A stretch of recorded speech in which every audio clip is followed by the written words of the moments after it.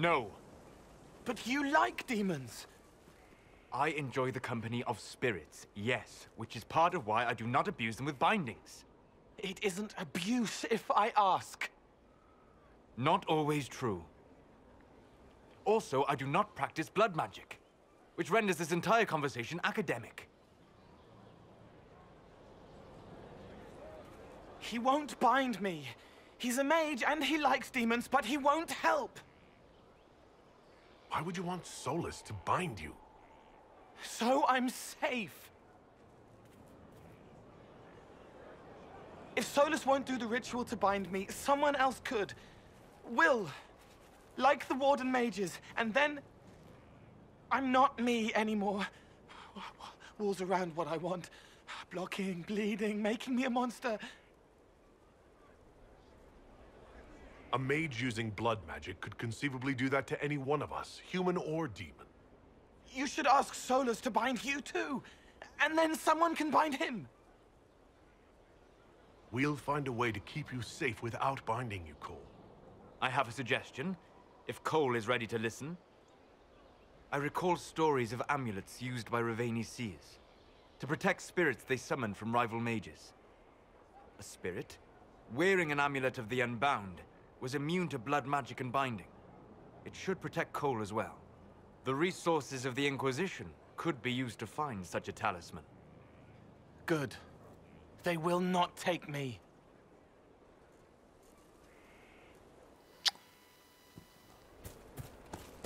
Oh, now I gotta walk all the way back up there. Oh. I see.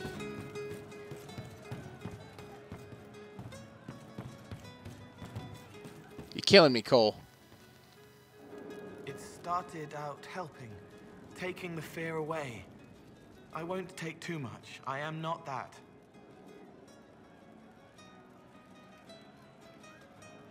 Can you explain how your mind works? Yes?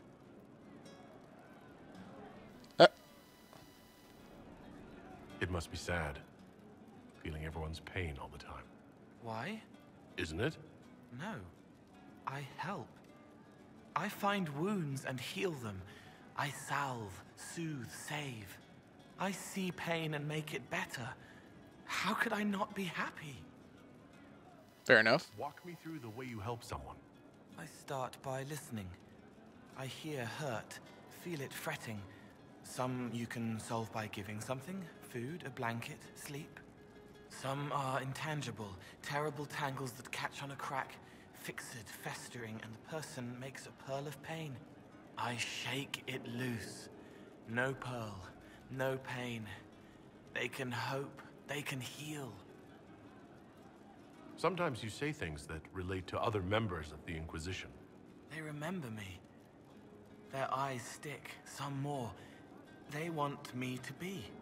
Varric is quiet inside. He pulls me more to hear, makes me a person, calls me kid, a friend. Solus, bright and sad, observes and accepts. Spirit self, seeing the soul, Solus, but somehow sorrows. So many S's. What do you sense when you focus on me? You're too bright. Like counting birds against the sun. The mark makes you more, but past it, the stone, still there, silent and reaching up for the blood that walks. No dreams with the cord cut. You sell it. And past that, the weight of all on you. All the hopes you carry, fears you fight. You are theirs. It must be very hard. I hope I help. I'll talk to you later. How do you know? How do I know? Well, let's reward him with his hat.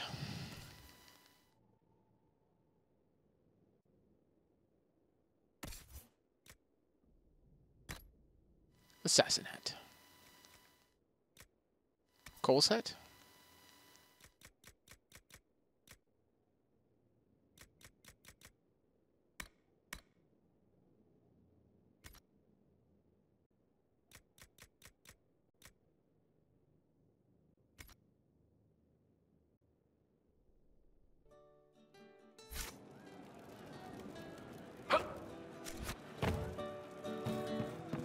Okay, everyone in the tavern's done.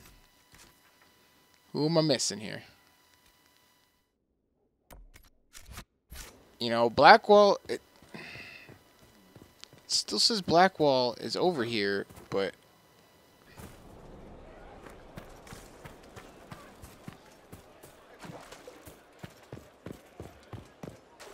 Maybe he respawned finally?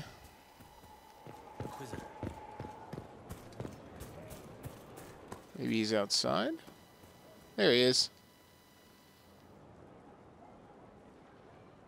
Someone I knew once described Adamant to me. Adamant is, and always will be, the Order, he said. A guardian on the edge of the abyss. The lone soul that stares into oblivion and doesn't waver. That's what Warden Commander Clarel tried to be. Well, they all tried to be. I'm told her wardens never wavered. They went to their deaths willingly. They died for us. And Corypheus twisted their sacrifice to make it his own.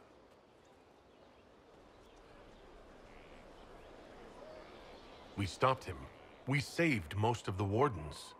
But not all of them. And they died thinking they were doing something good.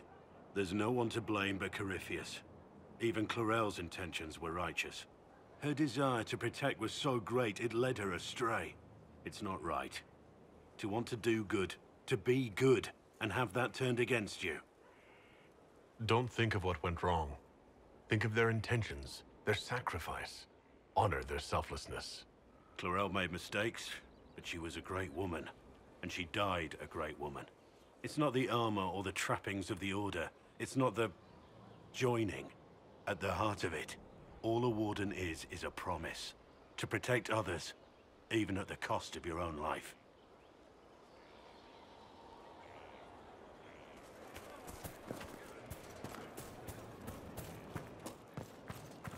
There he is.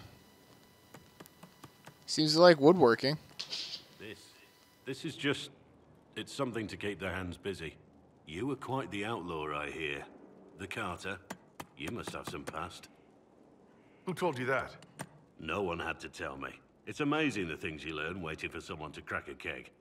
Or while sparring, or just walking past the barracks. The men do enjoy their idle talk. It was the only way to survive for someone like me. I'm not judging. I know what it's like to be so desperate. I don't care who you were. I know who you are now. And that's the person I signed on for. You are who you choose to follow. Someone told me that once. Took me years to understand what he meant. There's wisdom in that.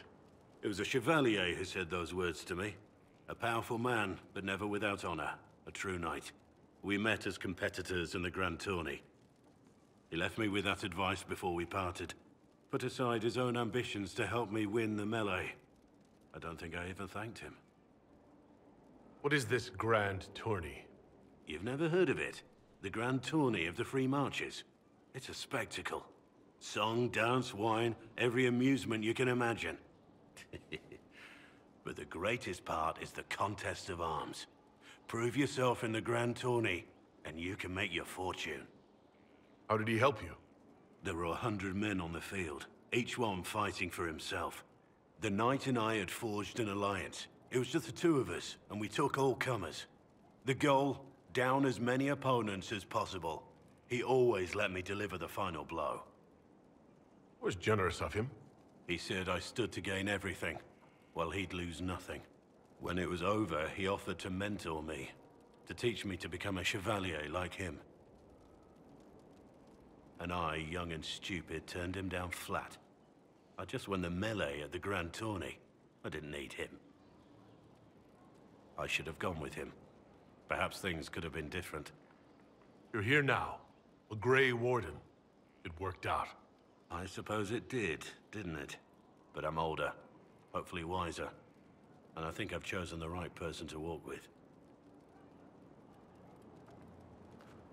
Of all the things in the world, a demon who wears someone's face.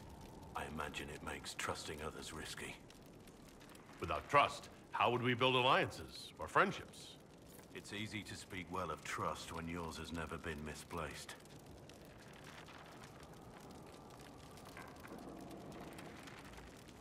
How much do you know about Corypheus? Not much. I always thought the stories of magisters corrupting the Golden City were just that. Stories. I didn't expect them to be true, and I certainly didn't expect to find one of them still alive. Yeah, I already did all that. Okay, who are we missing now? Talk to Varric, Cassandra. Have not talked to Vivian.